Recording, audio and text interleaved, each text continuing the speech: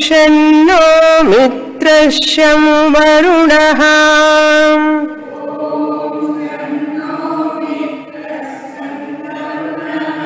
शन्नो भवत्वर्यमा शन्न इन्द्रो बृहस्पतिः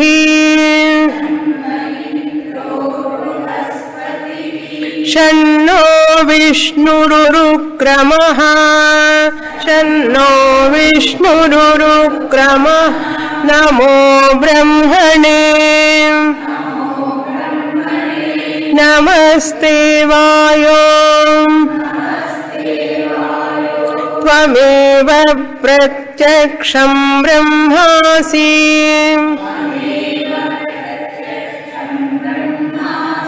त्वामेव प्रत्यक्षं ब्रह्म वदिष्यामि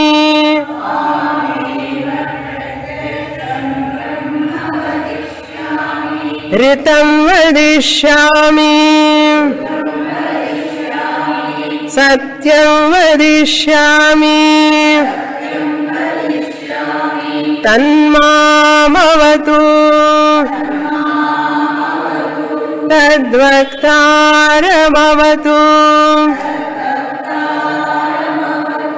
अवतु माम् अवतु वक्तारम् ॐ शान्ति शान्ति शान्तिः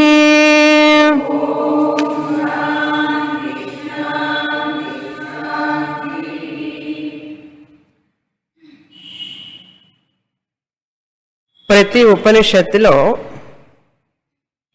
శాంతి పాఠం ఉంటుంది. శాంతి పాఠం యొక్క ప్రయోజనం ఏమిటి, దాని అర్థం ఏమిటి మనం తెలుసుకుంటాం. ఇప్పుడు మొదటి ప్రార్థన ఏమిటంటే శరీర దార్ఢ్యత కావాలి. మనిషికి ఒక పని చెయ్యాలి అంటే ఇంద్రియాలన్నీ కూడా, కరణాలన్నీ కూడా ఆరోగ్యంగా ఉండాలి, దార్ఢ్యంగా ఉండాలి, బలంగా ఉండాలి. అలా ఉన్నప్పుడే వ్యక్తి ఏదైనా చేయగలుగుతాడు, సాధించగలుగుతాడు. కనుక కరణ యోగ్యత ప్రాప్త్యర్థం ప్రార్థన. ఆ శిష్యుడు గురువు తరఫున కూడా ప్రార్థన చేస్తున్నాడు. ఓ భగవంతుడా, నాకు ఈ శ్రవణం చేయడానికి, వేదాలు చదవడానికి, వేదాలలో ఉన్నట్టు అర్థాన్ని తెలుసుకోవడానికి నాకు శక్తిని ప్రసాదించవలసినది, నాకు ఆరోగ్యాన్ని ప్రసాదించవలసినది, నా ఇంద్రియాలన్నీ కూడా సక్రమంగా పనిచేయుగాక, నన్ను ఆశీర్వదించవలసినది అని చెప్పి ప్రార్థిస్తున్నాడు. అది మొదటి ప్రయోజనం శాంతి పాఠం వల్ల. మనస్సు ఇంద్రియాలు సరిగా పనిచేసినప్పుడే మనం ఏదైనా గ్రహించగలుగుతాం. కనుక దానికోసం మనం ప్రార్థన చేయాలి ప్రతిరోజు భగవంతుణ్ణి. కళ్ళు సరిగా చూస్తేనే జ్ఞానం వస్తుంది, చెవులు సరిగా వింటేనే జ్ఞానం వస్తుంది. ఏ జ్ఞానమైనా సరే, ఆత్మజ్ఞానమైనా కూడా ఇంద్రియాలన్నీ సరిగా ఉంటేనే కదా శ్రవణం చేస్తాం. కనుక శిష్యుడికి బాగా తెలుసు ఏది కావాలి అనేది. బుద్ధి బాగా పనిచేయాలి, గురువుగారు చెప్పింది వినాలి, విన్నది సరిగా అర్థం చేసుకొని జీర్ణం చేసుకోవాలి. కనుక ఆ ఉద్దేశంతో ఈ ప్రార్థన చేయబడుతున్నది. రెండవ ప్రయోజనం ఏమిటంటే విఘ్న నివారణార్థం అన్నారు. శ్రేయాంసి బహు విఘ్నాని అన్నారు. ఒక మంచి పని చెయ్యాలంటే అనేకమైన అడ్డంకులు వస్తాయి. ఒక మంచి పని చెయ్యాలంటే అనేకమైనటువంటి ఆటంకాలు వస్తాయి మనిషికి. అటువంటివి రాకుండా నన్ను కాపాడవలసినది అన్నారు. విఘ్నాలు వస్తే శ్రవణం చేయలేం కదా, కనుక ఎటువంటి విఘ్నాలు లేకుండా చేయవలసినది అని ఈ ప్రార్థన. ఇప్పుడు ఆ ప్రార్థన యొక్క అర్థం ఏమిటి చూస్తాను. షన్నో మిత్రశం వరుణ. మిత్ర అన్ని దేవతలని తలుచుకుంటున్నాడు శిష్యుడు. మిత్రదేవత అన్నారు. మిత్రదేవత అంటే ఇక్కడ ప్రాణము అని అర్థం, మనం బయటికి వదిలే గాలి అని అర్థం. మిత్రదేవత ప్రాణ బహిర్గమన అధిష్టాన దేవత అని అర్థం. ప్రాణ వృత్తి, వృత్తి అంటే వ్యాపారం. మనం గాలి బయటకు వదలడం కూడా ఒక వ్యాపారమే కదా, ఒక పనే కదా, దాన్ని వృత్తి అంటారు. నేను గాలి బయటకు వదులుతున్నాను అంటే దానికి ఒక దేవత ఉన్నదట, దాన్ని ప్రాణవృత్తి దేవత అన్నారు, లేక పగటి అభిమాని దేవత అని చెప్పి దానికి చెప్తారు. ప్రతిదానికి దేవత మనం చెప్పేది. దేవత లేనటువంటి ఏమీ లేదు ప్రపంచంలో. మిత్రదేవత. షన్నో మిత్రశం అని అర్థం. శం అంటే మంగళం, షన్నో నహ, శం నహ షన్నో. నహ అంటే నాకు నా గురువు గారికి ఇద్దరికి అని అర్థం, మా ఇద్దరికి. శం అంటే మంగళము, శుభము జరుగుగాక. ఆ బహిర్గమన వాయువు అయినటువంటి ప్రాణదేవత ఉన్నది, ఆ దేవత మమ్మల్ని రక్షించుగాక అని అర్థం. షన్నో మిత్రశం, షన్నో మిత్ర అని అర్థం, మిత్రదేవత. తర్వాత వరుణ. ఇక్కడ వరుణుడు అంటే అపాన ప్రాణ, మనం లోపలికి తీసుకునే గాలి, లోపలికి తీసుకునే గాలి. అపానం అంటే మరొక అర్థం కూడా ఉంది, విసర్జనం, మలమూత్ర విసర్జనమే అపాన ప్రాణం అంటాం. కానీ ఇక్కడ అపానం అంటే గాలి లోపలికి తీసుకోవడం. అపాన వాయు, ఊపిరిని లోపలికి తీసుకోవడం. సంస్కృతంలో చెప్పాలి అంటే ప్రాక్ గమనవాన్ వాయు ప్రాణ అంటే బయటికి వదిలే గాలిని ప్రాణం అంటాం. అధోగమనవాన్ వాయు, లోపలికి క్రిందికి పోయే గాలిని అధోగమనవాన్ వాయు అపాన అన్నారు. ఆ అపానానికి వరుణ అని పేరు ఇక్కడ. షన్నో మిత్రశం వరుణ, వరుణుడు కూడా మాకు శుభం కలిగించుగాక. రాత్రి అభిమాని దేవత అని అర్థం. షన్నో భవత్వర్యమా మూడో దేవత. షన్ను షన్నో షన్నో అదే కంటిన్యూ అవుతుంటుంది అందరి దేవతలకి. షన్నో భవతు అంటే మాకు మంగళం జరుగుగాక అని అర్థం. షన్నో భవతు అన్నారు, మంగళం జరుగుగాక. ఎవరి ద్వారా? అర్యమా, అర్యముడు అంటే సూర్యుడు అని అర్థం. కన్నులకు అధిష్టాన దేవత అయినటువంటి సూర్యుడు మాకు మంగళము చేయుగాక, మా కళ్ళు సరిగా పనిచేయుగాక అన్నారు. సూర్యమండలమునకు అభిమాని అయినటువంటి సూర్యదేవత, ఆ సూర్యమండలం దేవత మా చక్షువులకి అధిష్టాన దేవత కనుక మా చక్షువుల్ని కాపాడుగాక అర్థం. అది సూర్యదేవుడికి. అర్యమా.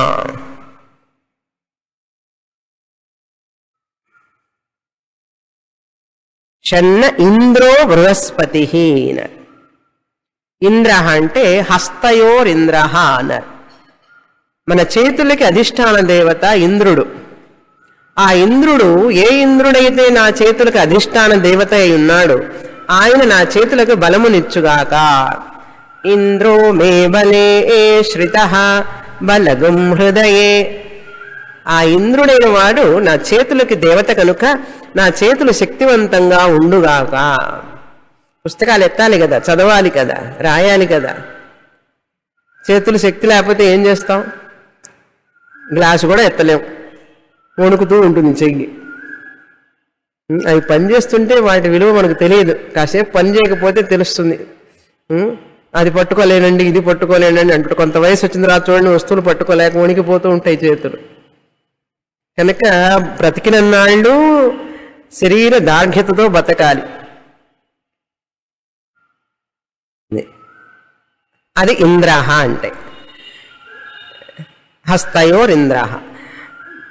షన్న ఇంద్రో బృహస్పతి, తర్వాత దేవత 4 బృహస్పతి, మిత్ర, వరుణ, అర్యమ, ఇంద్ర, బృహస్పతి. 5వ దేవత బృహస్పతి అన్నారు. బృహస్పతి అంటే వాచస్పతి అని అర్థం. వాక్కునకు బుద్ధికి అధిష్టాన దేవత. ఆ బృహస్పతి లేక వాచస్పతి దేవత నన్ను వాగింద్రియాన్ని, నా యొక్క వాగింద్రియాన్ని పటిష్టంగా కాపాడుగాక అన్నారు. నాకే కాదు, మా గురువు గారి యొక్క వాక్కును కూడా ఆయన చెప్పాలి కదా నాకు. ఆయన యొక్క బుద్ధి, వారి వాక్కు, వారికి ఉన్న జ్ఞానానంతా నాకు ఇవ్వాలి అంటే వారి వాక్కు పటిష్టంగా ఉండాలి. లేకపోతే నాకెట్లా జ్ఞానం వస్తుంది? శ్రమ లేకుండా వారు అనర్గళంగా మాట్లాడుతూ ఉంటే నేను జ్ఞానాన్ని పొందగలను. వారి వాక్కులో కనుక ప్రతిబంధం ఉందనుకోండి, నేను జ్ఞానాన్ని పొందలేను. కనుక మా గురువు గారి వాక్కునందు, బుద్ధి అందు, వాక్కు బుద్ధి 2 అన్నమాట. బృహస్పతి అంటే బుద్ధి, వాక్కు. ఏదైతే బుద్ధిలో ఉంటుందో అదే వాక్కు ద్వారా వస్తుంది కదా బయటికి. కనుక అటువంటి వాక్కుని నాకు కూడా ప్రసాదించవలసింది. శిష్యుడు తన కోసం ఎందుకు అడుగుతున్నాడంటే మంచి ప్రశ్నలు వేయాలి కదా గురువు గారిని. నేను విన్న తర్వాత నేను ప్రశ్నించడానికి, ఆ ప్రశ్నల ద్వారా నా సందేహాలు తీర్చుకోవడానికి నాకు కూడా మంచి వాక్ సంపత్తిని ఇవ్వవలసినది అన్నాడు. ఏం అడగాలి, ఎప్పుడు అడగాలి, ఎక్కడ అడగాలి, ఈ యొక్క చింతన బుద్ధి కలిగేటట్లుగా నాకు ప్రసాదించవలసింది అన్నాడు. కొంచెం relevant questions in the proper time అన్నమాట. సరి అయిన సమయంలో అడగాలి. అంతేకాని కారు ఎక్కేటప్పుడో అన్నం తింటున్నప్పుడు ప్రశ్నలు అడగకూడదు. సమయం దొరికింది కదా అని చెప్పి మనం ఎప్పుడు దగ్గరికి వెళ్తే అప్పుడు అడగకూడదు. వారికి అనుకూలంగా ఉన్నదా లేదని చూసి అడిగేటట్టు ఉండాలి. అది దానికి కూడా బుద్ధి మనం ఉపయోగించాలి. అటువంటిది ఇన్ని ఇవ్వవలసిందని చెప్పి బృహస్పతిని అడుగుతున్నాడు. వేళగాని వేళ అంటారు చూసారా, వేళగాని వేళప్పుడు అడగడం. గురువు గారు సుముఖంగా ఉన్నారా లేదా అని చూసి అడగాలి. సుముఖంగా లేకపోతే సుముఖం చేసుకోవాలి. సుముఖం చేసుకోవడానికి రకరకాల పద్ధతులు ఉన్నాయి. అలా చేసుకున్న తర్వాత వారి మనస్సుని రంజింపజేసి సమయానికి అడిగామంటే మనకు సరి అయిన సమాధానం వస్తుంది. ఇదన్నీ కూడా శాస్త్రంలో చెప్పబడినాయి. అసుముఖం చేసుకోవడం అందరికీ సాధ్యం కాదు. అది గురువుని మెప్పించడం చాలా కష్టం. గురువుని మెప్పించడం చాలా చాలా కష్టం. ఎంతో శ్రమపడి ఎంతో బుద్ధి కుశలత కావాలి దానికి.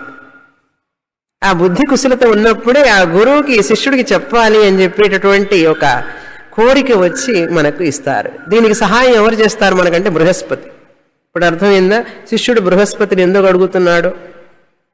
నాకు మంచి బుద్ధి మంచి వాక్కు ఇస్తే మా గురువు గారి కృపకు నేను పాత్రుడను అవుతాను. నేను కనుక వారి గురువు గారి కరుణకు పాత్రుడనైతే నేను పూర్తి జ్ఞానాన్ని పొందగలుగుతాను అని చెప్పి మా గురువు గారికి కూడా వారి బుద్ధి వారి వాక్కు కూడా అత్యున్నతంగా ఉండాలి నాకన్నాడు. శిష్యుడి యొక్క కోరిక చూడండి, తన కోసమే కాదు గురువు గారికి కావాలి. అంత బుద్ధి కుశలత కావాలి. మనం అడుగుతామా గురువు గారి కోసం ఎక్కడన్నా?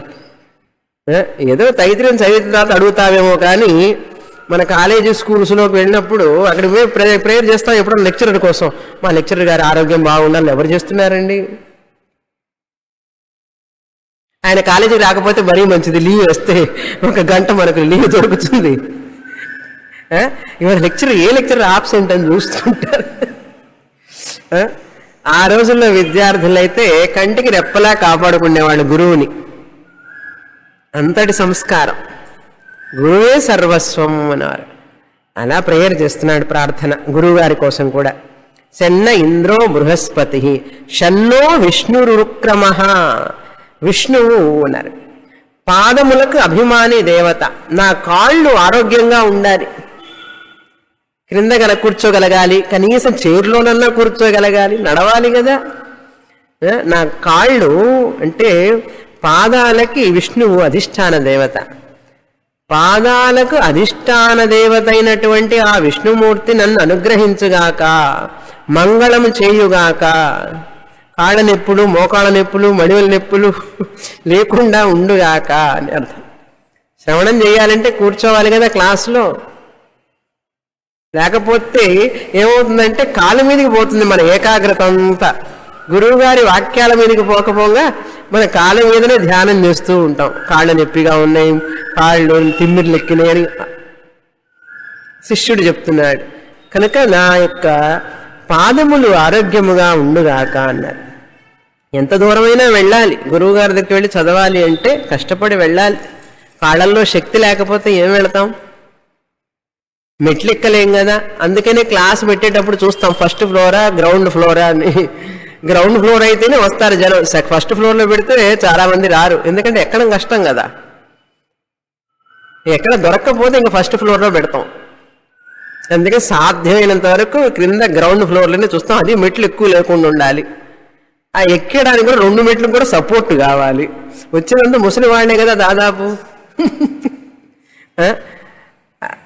బాడీ అంతా కొంచెం ఎబిలిటీ తగ్గిన తర్వాతనే వస్తుంటారు ఎక్కువ మంది. వయసులో ఉన్న వాళ్ళు వచ్చే చాలా తక్కువ, వచ్చినా కంటిన్యూ చేసేది తక్కువ. కనుక పాదాలకి శక్తి కావాలి అని అర్థం.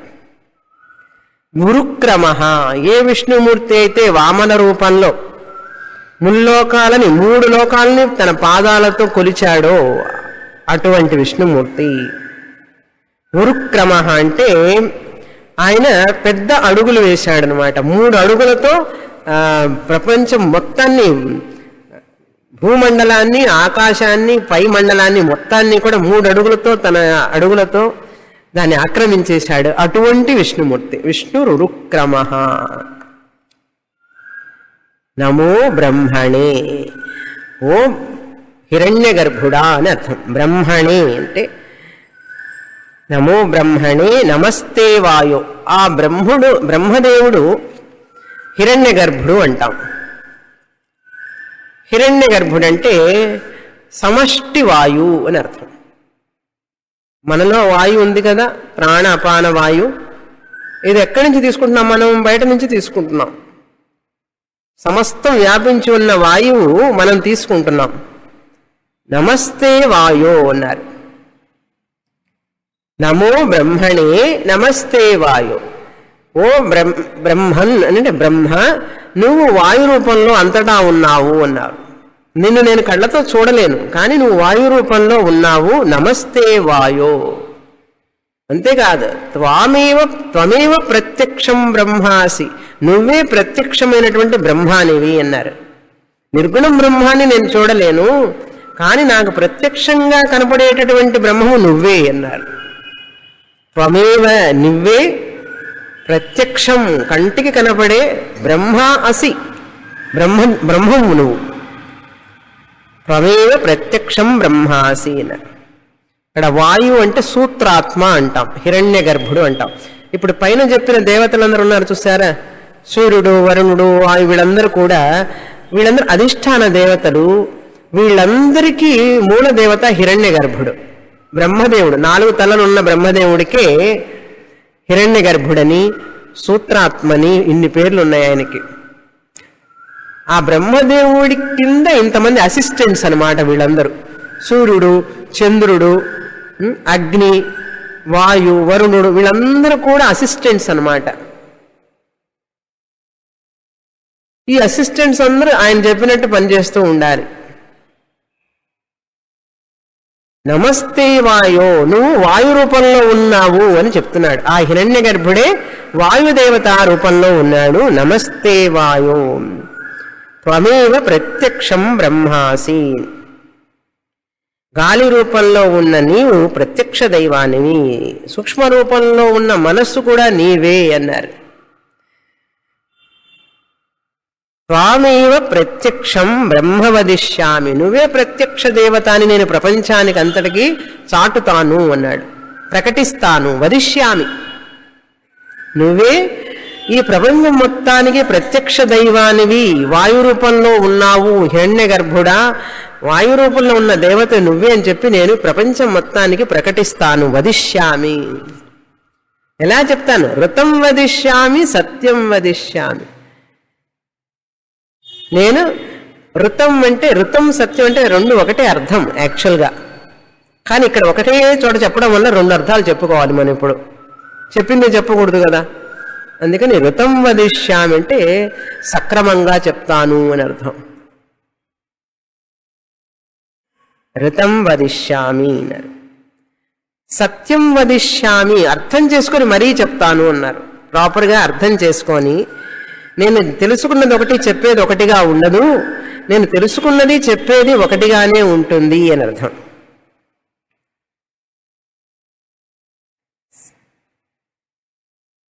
వృతం సత్యం. వృతం అంటే సక్రమమైన పని, సత్యం అంటే సక్రమమైన జ్ఞానం అన్నారు.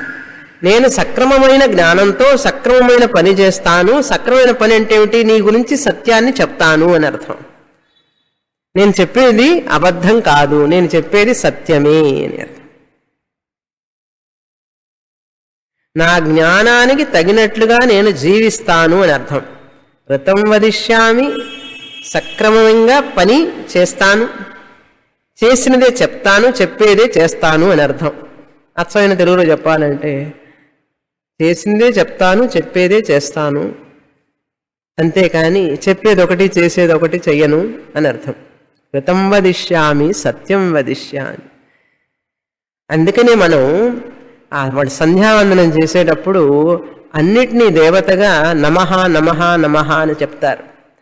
ఆ మంత్రం చెప్పేటప్పుడు సంధ్యావందనలో ఆపోవా ఇదగుం సర్వం విశ్వాభూతాని, భూతాని ఆపహ అన్నారు. ఆపహ అంటే జలం అన్నారు. ఈ భూతాలలో అన్నిట్లో కూడా ఆ జలం అనేటువంటి దానికి నమస్కారం. ప్రాచ్య దిశయై నమః, ప్రాచ్య దిశాయై నమః. ఈ దిక్కులున్నాయి చూసారా, తూర్పు, పడమర, ఉత్తరం, దక్షిణం, ఇవన్నీ కూడా దేవతలే. అందుకని తూర్పు తిరిగి నమస్కారం చేస్తాం, దక్షిణం తిరిగి నమస్కారం చేస్తాం, ఉత్తరం తిరిగి నమస్కారం చేస్తాం, అన్ని వైపులే నమస్కారం చేస్తాం. ప్రాచ్యై దిశాయై నమః, ప్రాచ్య దిశాయై నమః అన్నారు.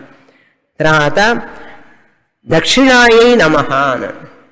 దక్షిణాయై నమః, ప్రతీచ్యాయై నమః, ఊర్ధ్వాయై నమః, అధరాయ నమః. ఎటు చూసినా అంతా దేవతలే కదా, భగవంతుడే కదా. అంతరిక్షాయ నమః, అంతరిక్షంలో ఉంది కూడా ఆయనే కదా, అందుకని పైకి చూసి అంతరిక్షాయ నమః. నీవే నా ప్రత్యక్ష దైవం అని చెప్తూ నేను ఈ ప్రపంచానికి చాటుతాను అని చెప్పినప్పుడు నేను జ్ఞానానికి తగినట్లుగా జీవిస్తాను కనుక ఋతం వదిష్యామి, సత్యం వదిష్యామి, తన్మాం అవతు. తత్ మాం అవతు అంటే ఆ బ్రహ్మము మమ్మల్ని రక్షించుగాక. మాం అవతు, నన్ను రక్షించుగాక. తద్వక్తారం అవతు, నన్ను మాత్రమే కాదు మా గురువు గారిని కూడా రక్షించుగాక. అవతు అంటే రక్షించుగాక, అవధాతు, రక్షించుగాక అన్నాడు. నన్ను రక్షించుగాక. ఈ దేవతలందరూ, ఈ దేవతలకు అధిష్టాన దేవత అయినటువంటి ఆ బ్రహ్మదేవుడు, హిరణ్య గర్భుడు, వీరందరూ కూడా నన్ను రక్షించుగాక, నన్ను కాపాడుగాక, నన్ను శ్రవణం చేయడానికి తగినట్లుగా యోగ్యుణ్ణి చేయుగాక అన్నారు. 10 సంవత్సరాలు చదవడం అంటే మాటల, ఆ దేవతలందరూ అనుగ్రహించడం వల్లనే వచ్చాం, చదువుతున్నాం, వింటున్నాం. నేను చెప్పగలుగుతున్నాను, మీరు వింటున్నారు. వారి అనుగ్రహం లేకపోతే జరగదు ఇది.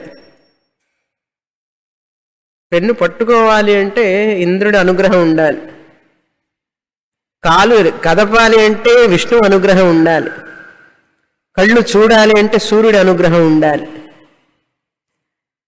మనస్సు బాగా అర్థం చేసుకోవాలంటే చంద్రుడి అనుగ్రహం ఉండాలి, బుద్ధి బాగా గ్రహించాలి అంటే బృహస్పతి అనుగ్రహం ఉండాలి.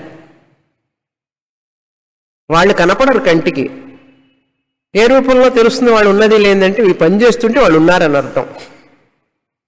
వాళ్ళు కంటికి కనపడరు. ఇవన్నీ పని చేస్తున్నాయంటే వాళ్ళ అనుగ్రహం బాగా ఉన్నది అని అర్థం. పని చేయకపోతే అనుగ్రహం అయిపోయింది, మనం ఏదో మన పాపం విఘ్నం అని అర్థం. కనుక ప్రార్థన గనక చేశామంటే తప్పకుండా మనకు ఆ భగవంతుడు అనుగ్రహిస్తాడు.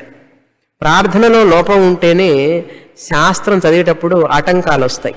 చాలామందికి వాళ్ళకే తెలియదు ఎప్పుడు ఏ ఆటంకం వస్తుందో. తీవ్రమైన కోరిక ఉంటుంది చదవాలని, కానీ వాళ్ళ ప్రార్థనలో లోపం ఉండడం వల్ల, తీవ్రమైన ప్రార్థన చేయకపోవడం వల్ల వారికి ఎప్పుడో ఒక 4 సంవత్సరాలకో 5 సంవత్సరాలకో 10 సంవత్సరాలకో పూర్తిగా అర్థం కాక ముందే, శాస్త్రం పూర్తిగా చదవక ముందే ఏదో ఒక ప్రతిబంధకం వచ్చేస్తుంది. అలా రావడం వల్ల ఏమవుతుందంటే వాళ్ళు పూర్తిగా గ్రహించలేకపోతారు. అందుకని ముందుగానే prevention is better than cure అన్నట్టుగా ముందుగానే రెడీగా పెట్టుకోవాలి. ఆరోగ్యం బాగా చూసుకోవాలి. కొంచెం వెయిట్ పెరిగితే క్లాసుకు రాలేం, బాగా వెయిట్ తగ్గిపోతే క్లాసుకు రాలేం. ఎంత కష్టం తెలుసో ఈ శరీరాన్ని పోషించడం, చాలా చాలా కష్టం. తద్ వక్తారం అవతు, మా గురువు గారిని కూడా రక్షించవలసింది అన్నాడు. అవతు మాం, మమ్మల్ని రక్షించవలసింది. మళ్ళీ మళ్ళీ అడుగుతున్నాడు. అవతు మాం ఒకసారి చెప్తే చాలదు. తద్వక్తారం అవతు, అవతు మాం అవతు వక్తారం, నన్ను రక్షించు, నా గురువుగారిని రక్షించు. 2 సార్లు అడుగుతున్నాడు చూడండి. అంటే ఆ అడగడంలోనే తెలుస్తుంది ఎంతటి తీవ్రమైనటువంటి కాంక్ష ఉన్నది, కోరిక ఉన్నది, ఇచ్ఛ ఉన్నది శాస్త్రం మీద అని తెలుస్తుంది. అవతు మాం అవతు వక్తారం, ఓం శాంతి శాంతి శాంతి. 3 విధాలుగా మనకు శాంతి కావాలి. ఆధ్యాత్మికం, అధిదైవికం, అధిభౌతికం. మనకు శాంతి లేకపోవడానికి కారణం 3 విధాలుగా వస్తుంది. ఒకటి ఆధ్యాత్మికం, ఆత్మ అంటే దేహం. ఇక్కడ అధి ఆత్మం, అధ్యాత్మం. దేహానికి అనేక రకమైనటువంటి బాధలు వస్తాయి. ఈ బాధల నుంచి నన్ను తప్పించుగాక, తాపం అంటారు. ఆధ్యాత్మిక తాపం అన్నారు. ఆ తాపం మనల్ని తప్పింపజేస్తుంది అన్నమాట. ఎప్పుడో ఒక టెంపరేచర్ అను, జ్వరం అని, ఆకలి బాధ, అజీర్ణమను, ఎన్ని రోగాలండి, ఎన్ని రకాల రోగాలు. వాతం, పిత్తం, కఫం ఇవన్నీ ఉన్నాయి కదా. ఈ శరీరాన్ని పోషించి దాన్ని ఆరోగ్యంగా ఉంచడం అన్నంత కష్టమైన పని మరొకటి లేదు ప్రపంచంలో. అంత కష్టం. కనుక ఆధ్యాత్మిక తాపాన్ని, శరీరానికి ఎటువంటి అనారోగ్యం కలగకుండా నన్ను శాంతిగా ఉండేటట్లు చేయవలసింది. ఓం శాంతి. 2వ శాంతి దేనికోసం? 3 శాంతులు ఉన్నాయి. 2వ శాంతి అది భౌతిక శాంతి అన్నారు. వాతావరణం నలుమూలల అన్నీ నాకు సౌకర్యంగా సక్రమంగా ఉండేట్లు ఉండాలి. చుట్టుపక్కల ఉండేవాళ్ళు, ఇవి ఉంటాయి కదా, తేళ్ళు, పాములు, ఇవన్నీ వీటి వల్ల బాధలు లేకుండా, దోమలు, నల్లులు.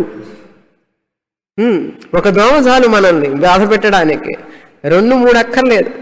ఒక్క దోమ కనుక దోమతెరలో వచ్చి జ్వరబడింది అనుకోండి, మనం లోపల కూర్చుంటాం దానికి భయపడి. ఒక్క దోమకు భయపడి లోపల కూర్చుంటాం, మనం జైల్లో కూర్చున్నట్టు. అయినా ఎట్లాగో వస్తుంది లోపలికి. ఏం తాపం అంటే అది భౌతిక తాపం అన్నారు. ఈ భౌతికమైనటువంటి వాటి వల్ల వచ్చేటువంటిది ఈ వర్షం, పిడుగులు, మృగాలు, సింహాలు, పులులు, వీటి వల్ల వచ్చే తాపాలు. ఇక్కడ పులులు, సింహాలు లేవు కానీ కనుక ట్రాఫిక్ ఉన్నాయి కదా, యమహా అని పేరు దానికినా. మోటార్ బైక్ యమహా అని వస్తున్నానంటాడు, ఎప్పుడు వచ్చి కొడతాడో మనకే తెలియదు పక్కన నుంచి అన్నాడు.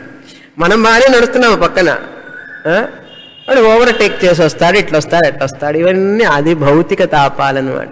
సడన్గా రెయిన్ వస్తుంది, సడన్గా పిడుగులు పడతాయి, సడన్గా గాలి వీస్తుంది. ఇటువంటివన్నీ కూడా భౌతిక తాపం అన్నారు. అది దైవిక తాపం అన్నారు. సూపర్ న్యాచురల్ పవర్స్ ఉంటాయన్నారు. ఆ దేవతలు ఉంటారు కదా, యక్ష కిన్నర దేవతలు అంటే కొన్ని దేవతలు ఉన్నాయి, అవన్నీ కూడా మనల్ని పీడిస్తుంటాయి అన్నమాట వచ్చి. అది దైవిక తాపం అన్నారు. ఆ తాపాలన్నింటి నుంచి నన్ను కాపాడవలసినది అన్నాడు. ఎన్ని ఉంటేనే తర్వాత శిక్షాం వ్యాఖ్యాశ్యామ జరుగుతుంది చదవడానికి. అందుకని ఈ ప్రార్థన అంతా కూడా దానికోసమే అన్నారు. సో విఘ్న నివారణార్థం శరీర దారుఢ్యత ప్రాప్త్యర్థం అన్నారు. దీంతో ప్రార్థన శాంతి పాఠం అయిపోయింది. 2వ అనువాకం తైత్రీయోపనిషత్ అన్నమాట మొదలవుతుంది. 2వ అనువాకంతో అది చదువుతాం. శిక్షాం వ్యాఖ్యాస్యామః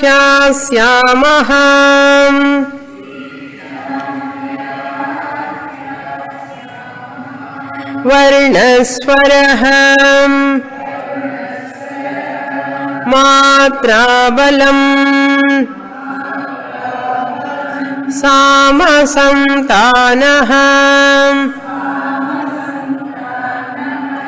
ఇత్యుక్త శిక్షాధ్యాయః.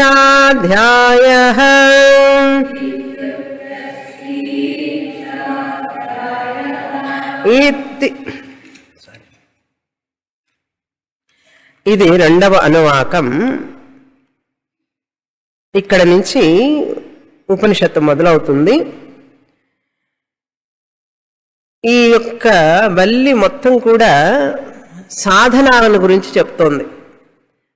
ఆత్మజ్ఞానాన్ని పొందాలి అంటే ఎటువంటి సాధనాలు కావాలి మనిషికి, ఏ సాధనాలు ఉంటే ఈ వ్యక్తి ఆ జ్ఞానాన్ని పొందగలుగుతాడు అని చెప్పి మనల్ని ప్రిపరేషన్ చేస్తుంది అనమాట. ప్రిపేర్ చేస్తుంది, తయారు చేస్తున్నది ఉపనిషత్తు.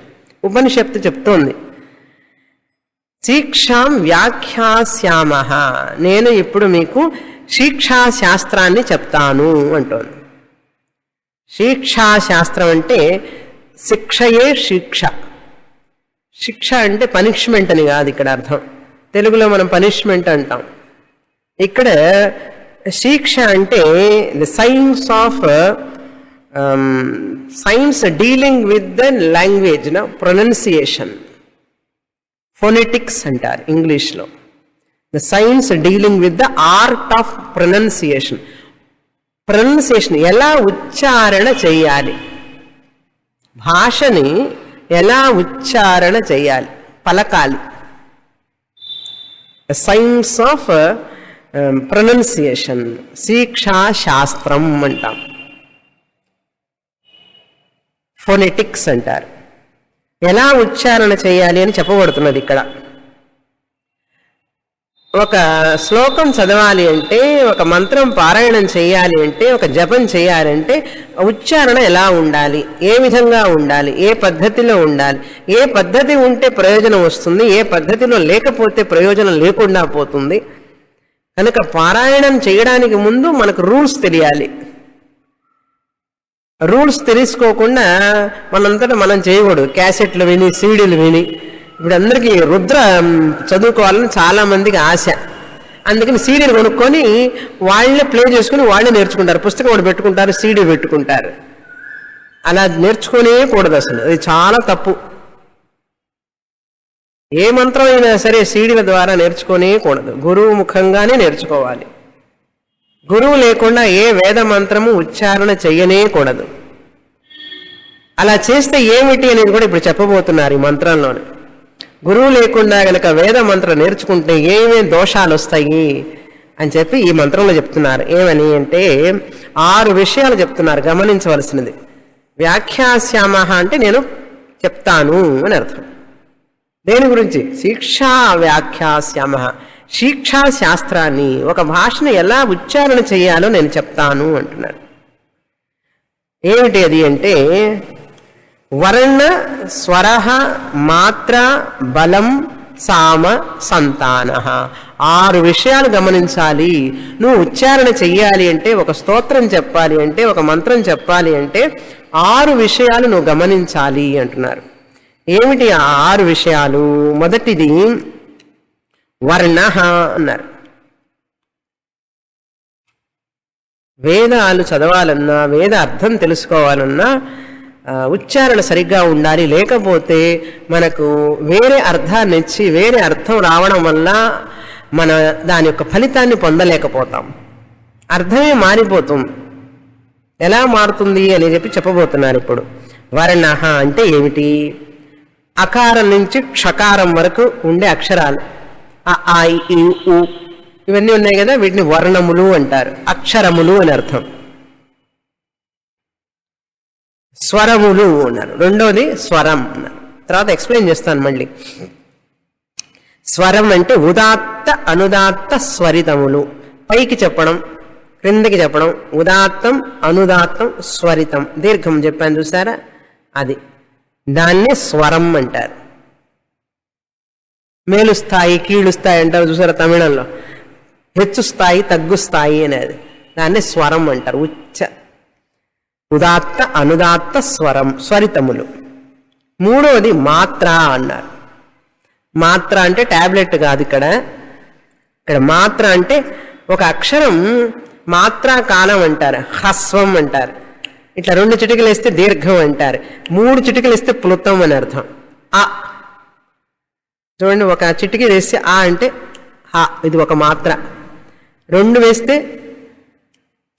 వేసామనుకోండి ఆ అంటాం, దీర్ఘం. 3 వేస్తే ప్లుతం అని పేరు. దానికి హ్రస్వ దీర్ఘ ప్లుతం, దీనికి పేరు మాత్ర అని పేరు. మాత్రా కాలం అంటారు. చిటిక వేసిన కాలం అన్నట్టు. 2 చిటికలు 3 చిటికలు, దీన్ని చిటిక అంటారు. అది తెలుస్తుంది కదా, దానికి మాత్ర అని పేరు. 4 బలం అంటే అకారాది అక్షరాలని ఉచ్చరించేటప్పుడు చేయవలసినటువంటి ప్రయత్నం. మన ప్రయత్నం, ఒక అక్షరం చెప్పాలి అంటే నీ ప్రయత్నం లేకుండా ఆ అక్షరం రాదు నోట్లో నుంచి. ఏ అక్షరానికి ఎంత ప్రయత్నం ఇవ్వాలి, యువర్ ఎఫర్ట్ అనమాట. ఒక్కొక్క అక్షరానికి కొంచెం తక్కువ ప్రయత్నం చేసినా కూడా అది వచ్చేస్తుంది, ఇంకొక అక్షరానికి కొంచెం ఎక్కువ ప్రయత్నం చేయాలి. అది చెప్పబోతున్నారు ఇప్పుడు. బలం. సామం 5 సామం. సామం అంటే అక్షరాలు నిదానంగా కానీ త్వరగా కానీ, అంటే వెంటనే పలకడం, నిదానంగా పలకడం, అట్లా పలకకుండా మధ్యగతిలో పలకడాన్ని సామం అంటారు. గడగడగడ మాట్లాడకూడదు. అక్షరాలు పలికేటప్పుడు దానికి మరీ నిదానంగా చెప్పకూడదు, మరీ ఫాస్ట్గా చెప్పకూడదు, మధ్యగతిలో ఉంటే దాన్ని సామ అంటారు. అలా చెప్పాలి వేద మంత్రాలు చెప్పేటప్పుడు. సామ. తర్వాత సంతానం. అక్షరాలని ఆలస్యంగా చేయకుండా పలకడం. ఇప్పుడు చెప్పిన తర్వాత 2 నిమిషాలు ఆగు, 3 నిమిషాలు రామా అని పిలిచిన తర్వాత ఏం చెప్పకుండా కాసేపు ఆగి మరి 2 నిమిషాల తర్వాత చెప్తే ఏమైనా సంబంధం ఉందా? రామా గుడికి వెళ్ళిరా అని అంటే రామా గుడికి వెళ్ళిరా ఇట్లా పలుకుతారు ఎవరన్నా? ఇలా ఉండకూడదు. అలా ఉండకుండా ఉండడమే సంతానం అని పేరు. సంహిత అంటారు దాన్ని, సంహిత అన్నారు. సంహిత అంటే అది ఎంత గ్యాప్ ఇచ్చి పలకాలి అనేటువంటిది కరెక్ట్గా పలకడం, ఆలస్యం చేయకుండా పలకడం అన్నమాట. అలా ఉండాలి ఉచ్చారణ. అందుకని కొంతమంది స్పీచ్ ఇచ్చేటప్పుడు స్టార్ట్ చేస్తారు, ఆలోచిస్తుంటారు ఏం చెప్పాలా అని. హియర్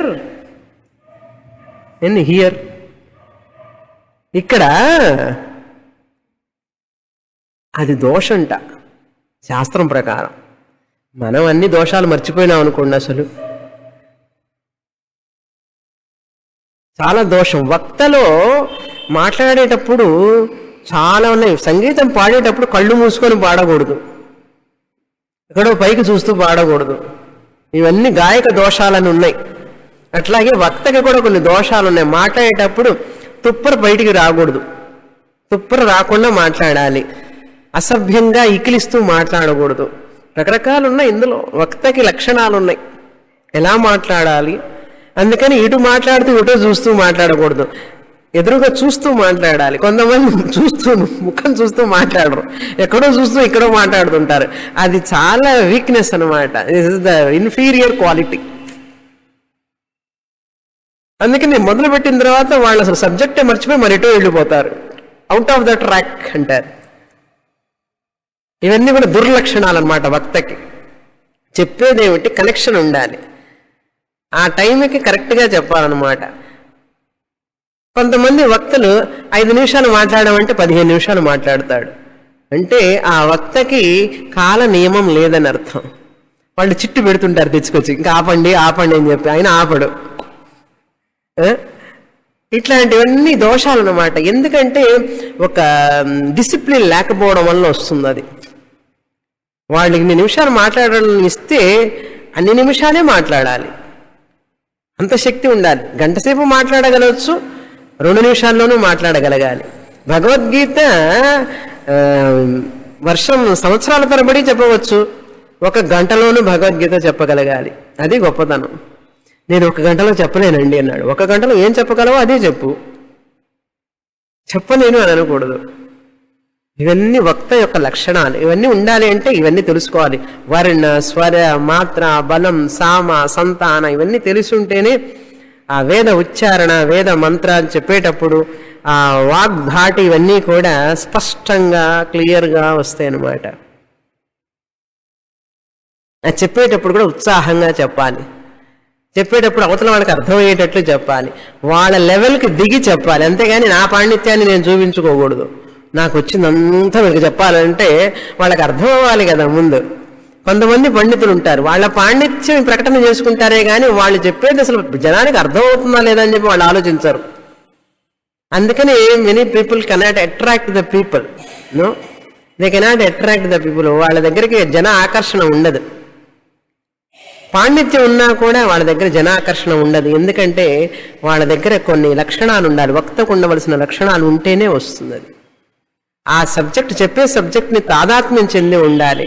అది లిప్ మూమెంట్గా ఉండకూడదు, ఏదో పెదవులు పైపైన చెప్పినట్లుగా ఉండకూడదు. సరే, ఇప్పుడు చూస్తాం ఏమిటది. ఫస్ట్ వర్ణం అంటే ఏమిటి, ఏమేమి వర్ణాలు ఉన్నాయి అన్నారు. వర్ణ అంటే బ్రాహ్మణ వర్ణం, క్షత్రియ వర్ణం అట్లా కాదు. ఇక్కడ వర్ణం అంటే అక్షరాలని చెప్పాను కదా. ఇవన్నీ దేనికి ఉపయోగపడుతుందంటే మనం పారాయణం చేయడానికి, జపం చేయడానికి, ఉపాసన చేయడానికి ఉపయోగపడతాయి అన్నమాట ఈ జ్ఞానం. ఇలా ఇవన్నీ కూడా కర్మయోగమే, ఆంతరంగికమైనటువంటి మానసికమైనటువంటి కర్మయోగం. ఇవన్నీ దేనికి తెలుసుకుంటున్నాం మనం అంటే చిత్తశుద్ధి కోసం. చిత్తశుద్ధి అన్నమాట. ఎందుకు చెప్తోంది వేదం అంటే, గురువు దగ్గర చదువుతున్నాడు కదా విద్యార్థి గురుకులంలో, వాడికి ఇవే తెలుసుంటాయి అన్నమాట. వేద మంత్రాలు, వాటి యొక్క వర్ణాలు, అక్షరాలు తెలుసుంటాయి కనుక అవి పరిచయం చేస్తుంది ఉపనిషత్తు. ఆ వర్ణ అంటే ఏమిటంటే, ఒక్కొక్క అక్షరం ముందు వర్ణ అంటే ఏమిటి భాష్యకారు రాస్తారు. శంకరాచార్యుల వారు వారి బ్యూటిఫుల్ కామెంటరీ అంటే 10 ఉపనిషత్తులకి భాష్యం రాశారు వారు. అందులో ఒక సుందరమైనటువంటి భాష్యం ఏంటంటే తైత్రీయ భాష్యం. శంకరాచార్యుల వారు అతి గంభీరమైనటువంటి భాష్యం రాశారు 10 ఉపనిషత్తులకి. అందులో బృహదారణ్యకం చాలా విశిష్టం. అన్నిటికంటే సుందరమైనటువంటిది తైత్రీయ భాష్యం.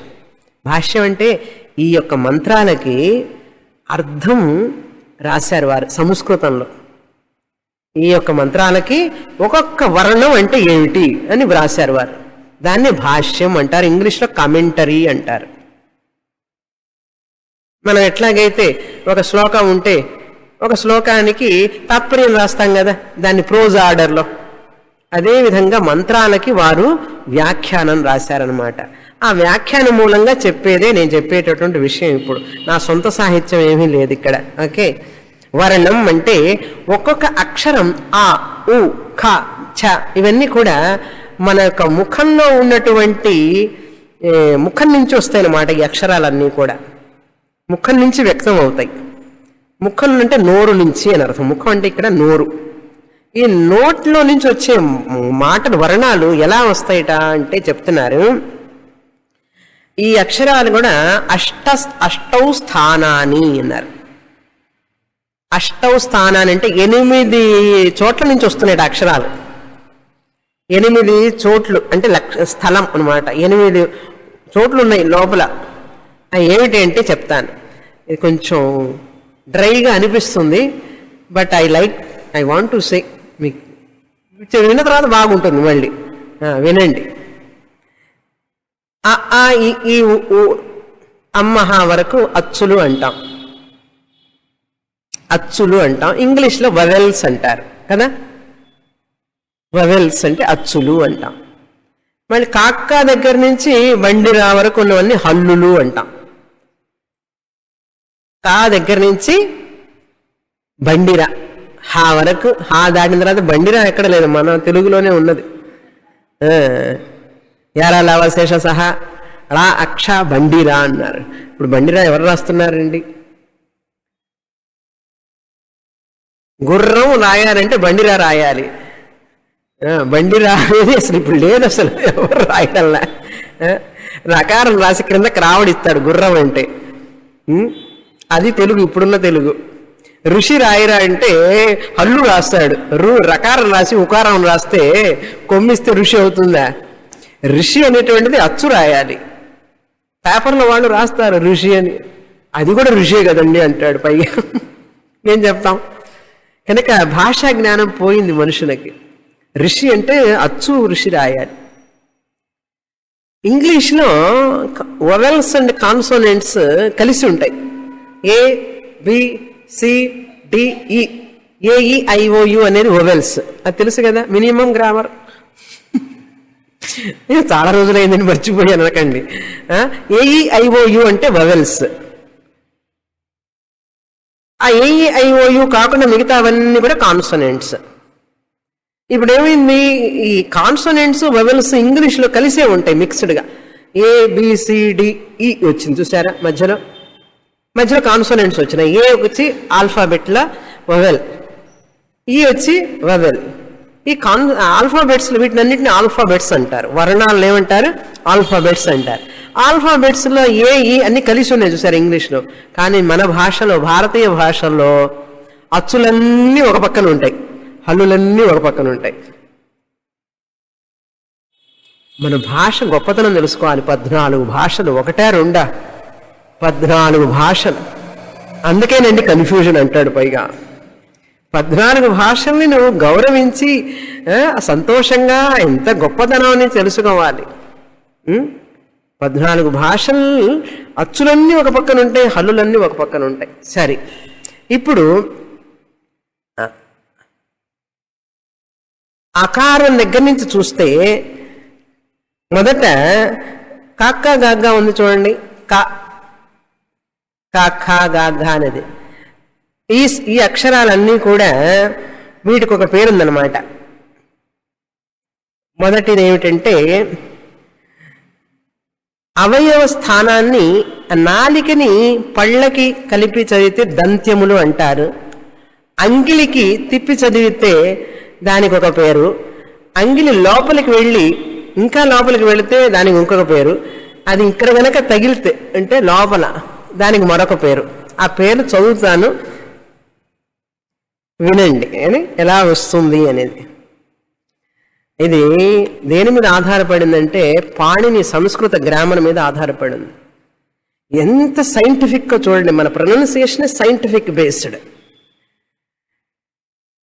పెదవులు గనక, పెదవులతో వచ్చేది ఏమిటంటే ఓష్టములు అంటారు. ఓష్ట్యములు అంటే ప, పాప, బాబ్బ, ఇవన్నీ కూడా ఓష్ట్యములు అని పేరు. లిప్ లేబియల్స్ అంటారు ఇంగ్లీష్లో. లిప్పుతో కలిపి చదివితే లేబియల్స్ అంటారు. ఓష్ట్యములు అని పేరు. అదేవిధంగా నాలుకని ఫ్లాట్గా పెట్టి చదివితే చ, ఛ, జ, ఝ. చూసారా, నాలిక ఫ్లాట్గా ఉండి పళ్ళ దగ్గర తగులుతూ ఉన్నది. చ, ఛ, జ, ఝ. నాలికలో వంకర లేదు, పైకి పోలేదు కిందికి పోలేదు, స్ట్రైట్గా ఉంది, ఫ్లాట్గా ఉంది. చ, ఛ, జ, ఝ. నాలుక చివరి అంగిలికి కనుక తగిలితే ట, డాఢ. మీరు ప్రొనౌన్స్ చేసి చూడండి. ట, ఆ నాలిక పైకి వెళ్ళి అంగిలి దగ్గర తగులుతుంది. ట, డాఢ. మూర్ధ్యాది అంటారు వాటిని. టాఢ, మూర్ధన్యాహ. దీన్ని మూర్ధం అంటారు, లోపల పై దాన్ని ప్యాలెటల్స్ అంటారు. నా ప్యాలెట్కి వెళ్ళి పైకి వెళ్ళి తగిలి వస్తే ప్యాలెటల్స్ అంటారు వాటిని. తెలుగే అర్థం కావట్లేదు, మళ్ళీ ఇంగ్లీష్ ఎందుకని. మూర్ధన్యాహ. తాత్తాదాన ఇంత తా నాలిక వెళ్ళి ఆ చిగుళ్ళకు తగులుతుంది పైన నాలిక. తాత్తాదాన పళ్ళకి తగిలితే దంత్యములు అని పేరు. తాత్తాదాన అంటే దంత్యములు అన్నారు. ఇవన్నీ వర్ణాలకు పేర్లండి. దంత్యములు, తాళవ్యములు, ఓష్ట్యములు, మూర్ధన్యములు అని పేరు వీటికి.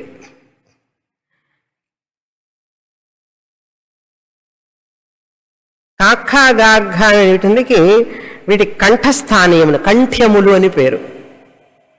కఖ గఘ కంఠంలో నుంచి వస్తుంది శబ్దం కనుక కంఠ్యములు అన్నారు. థ్రోట్ అన్నమాట, థ్రోట్లో నుంచి వచ్చేవి కంఠ్యములు.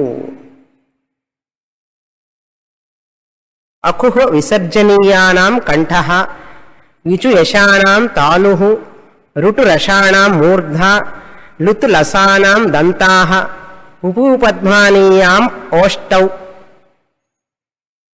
యమగణనానాం నాసిక, ఇణి నామ అన్న అనునాసిక ముక్కుతో పలికేవి అనునాసికం అని పేరు. తాత ధన పాప బాబమ్మ చివరి అక్షరం వచ్చిన అనమాట.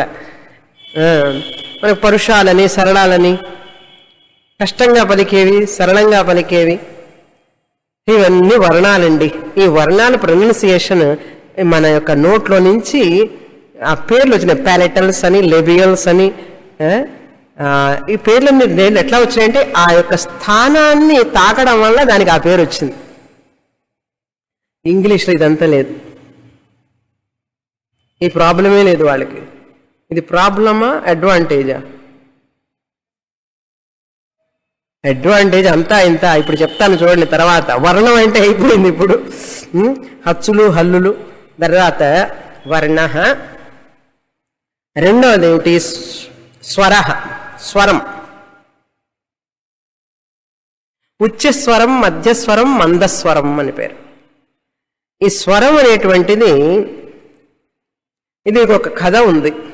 స్వరం సరిగ్గా పలకపోతే ఉచ్చారణ హెచ్చుగా చెప్పవలసిన చోట తక్కువగా స్వరం చెప్పినా, తక్కువ చెప్పవలసిన స్వరం హెచ్చుగా చెప్పినా కూడా అర్థం మారిపోతుంది అన్నాడు. ఎలా మారిపోతుందంటే విశ్వరూపుడనేటువంటి దేవతల పురోహితుడు ఒకడున్నాడు. ఆ పురోహితుడికి రాక్షసులంటే కొంచెం అభిమానం. అభిమానం అవటం వల్ల ఇంద్రుడు ఆ విశ్వరూపుణ్ణి చంపేస్తాడు. వీడికి రాక్షసులు అంటే అభిమానం ఎక్కువ అని చెప్పి ఆ విశ్వరూపుణ్ణి చంపేస్తాడనమాట. ఆ విశ్వరూపుడి తండ్రి త్వష్ట అని ఒకతనున్నాడు. త్వష్ట అని పేరు. అతను యాగం చేస్తాడు. ఆ విశ్వరూపుడి తండ్రి త్వష్ట అనే ఆయన యాగం చేస్తాడు. దేనికి చేస్తాడంటే నా కొడుకుని ఇంద్రుడు చంపాడు కనుక ఇంద్రుణ్ణి చంపేటటువంటి కొడుకు నాకు కావాలి అని చెప్పి యాగం చేస్తాడు. ఇంద్రశత్రో వర్ధస్వ, ఇంద్రస్య శత్రు వర్ధస్వ అంటే నాకు ఇంద్రుణ్ణి చంపేటటువంటి పుత్రుణ్ణి ఇవ్వుగాక అన్నాడు. ఇంద్రుణ్ణి ద్వేషించేవాడు, ఇంద్రుడికి శత్రువుగా నాకు ఒక పుత్రుడు కావాలి, వస్తే తర్వాత ఇంద్రుణ్ణి చంపేయమని అర్థం. ఇంద్రో శత్రు వర్ధస్వ అని చెప్పేటప్పుడు ఆ స్వరం తప్పుగా చెప్తాడు త్వష్ట. అది బహువ్రీహి సమాసంలో అంటే స్వరితంగా చెప్పాలి. అలా చెప్పకుండా తక్కువగా స్వరం చెప్పడం వల్ల ఇంద్రుడి చేత చంపబడే కొడుకు పుడతాడు. ఇంద్రుని చంపాల్సిన కొడుకు పుట్టకపోగా ఇంద్రుడి చేత చంపబడే కొడుకు అని అర్థం వచ్చేటట్లు వస్తుందన్నమాట ఆ స్వరం. అది ఆ స్వరం క్రిందికి చెప్పవలసిందా పైకి చెప్పవలసిందా సరిగ్గా చెప్పకపోతే అది ఆపోజిట్ అయిపోయింది. చూసారా? ఇంద్రుని చంపవలసినటువంటి కొడుకు కావాలని యాగం చేస్తే ఇంద్రుడి చేత చంపబడే కొడుకు పుట్టాడు త్వష్టాకి. ఎందుకు పుట్టాడు తెలుసా? ఉచ్చారణ సరిగ్గా చేయకపోవడం వల్ల. అప్పుడు వృత్రాసురుడు అతని పేరు. వృత్రాసురుడు పుట్టిన తర్వాత వృత్రాసురుణ్ణి ఎలా చంపుతాడు ఇంద్రుడు? వజ్రాయుధంతో చంపుతాడు. అక్కడ దధీచి దగ్గర ఆయుధం తీసుకొని ఆ విముఖని తీసుకొని దాన్ని ఆయుధంగా మార్చి దాంతో చంపుతాడు ఆ వృత్రాసురుణ్ణి. ఆ వృత్రాసురుడు ఈ యొక్క త్వష్ట యాగం వల్ల పుట్టాడు. ఒక్క స్వరంలో మార్పు రావడం వల్ల అది ఇతనికి శత్రువు కావాల్సిన వాడు ఇంద్రుడికి శత్రువు అయినాడు ఇతను. అందువల్ల ఇంద్రుడు చంపేస్తాడు. దేనికి చెప్పాను ఈ కథ అంతా? ఇప్పుడు స్వరం కనుక సరిగ్గా చెప్పకపోతే ఈ ఫలితం ఇదే అన్న. అలా చాలా ఎగ్జాంపుల్స్ ఉన్నాయి. కుంభకర్ణుడు నిర్దయత్వం నిర్దయత్వం అంటే దయ లేకుండా ఉండాలి, నాకు దయ లేకుండా ఉండాలని చెప్పి అడగాల్సింది పోయి నిద్రాత్వం అని అడిగాడట. నిర్దయత్వం అని చెప్పాలి కదా. నిద్రాత్వం అంటే ఏంది? నిద్ర వచ్చేసింది, 6 నెలలు నిద్రపోతాడు. సకలం కురు అని చెప్పాలండి. సకలం కురు అంటే అన్ని సక్రమంగా చెయ్యండి. శకలం కురు అంటే ఏమైంది? ఇప్పుడు తమిళ భాషలో సాషా సా అన్ని ఒకటే వాళ్ళకి. సకలం కురు అంటే అన్ని చక్కగా చెయ్యని అర్థం. శకలం కురు అంటే నాశనం చెయ్యని అర్థం. సకలం బదులుగా నాశనం అయిపోతుంది అనమాట. చేయకపోగా నాశనం అవుతుంది అనమాట. విరగ్గొట్టడం అనమాట. శకలం అంటే ముక్కలుగా చెయ్యని అర్థం. అలా అర్థం వస్తుంది. ఇట్లా అనేకమైనటువంటి పదాలు ఉన్నాయి. మనం గనక సరిగ్గా ఉచ్చారణ చేయకపోతే సకృత్కురు అన్నారు. సకృత్కురు అంటే ఒక పర్యాయం చెయ్యమని, ఒకసారి చెయ్యమని. షకృత్కురు అంటే మల విసర్జనం చెయ్యి అని అర్థం. సకృత్కురు అంటే ఒకసారి చెయ్యి అని అర్థం. షకృత్కురు అంటే కురు అంటే మల విసర్జన అంటే అనే అర్థం వస్తుంది. కనుక ప్రొనౌన్సియేషన్ ఎంత ఏది చదివితే ఏముందండి అంటారు. ఇక్కడ తెలుగు వాళ్ళు కూడా తమిళం ప్రొనౌన్సియేషనే చేస్తారు చాలామంది. ఎందుకంటే ఇక్కడే పుట్టి పెరిగాం కదా. అందుకని ఆ భాష పోకుండా ఉండడం కోసం ఈ తెలుగు క్లాస్ పెట్టాను నేను. లేకపోతే నేను కూడా ఈ పాటికి మర్చిపోయి ఉండేదాన్ని. తెలుగు మర్చిపోకుండా ఉండడం కోసం ఆ ప్రొనౌన్సియేషన్ అలవాటు ఉండాలి కదా. ఎంతటి వాళ్ళకైనా మాట్లాడకుండా ఉంటే పోతుంది భాష కొంతకాలానికి. కనుక భాష మాట్లాడుతూ ఉంటేనే అలా ఉంటుంది. కనుక అది స్వరం అంటే. స్వరం వల్ల చాలా ప్రయోజనాలు ఉన్నాయి. మనం మంత్రాలు చదివేటప్పుడు జాగ్రత్తగా చదవాలి. చదవకుండా ఉండడం బెస్ట్. వేద మంత్రాలు, గాయత్రి మంత్రం ఇవన్నీ కూడా స్వరం ఉంటుంది వాటికి. స్వరం లేకుండా చెప్పకూడదు, అర్థం మారిపోతుంది. తర్వాతది మూడవది మాత్ర.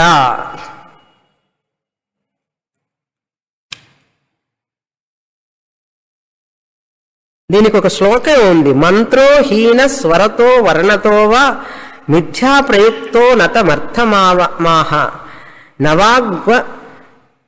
నవాగ్వజ్రో యజమానం హినస్తి యథేంద్ర శత్రుస్వరతో అపరాధాత్.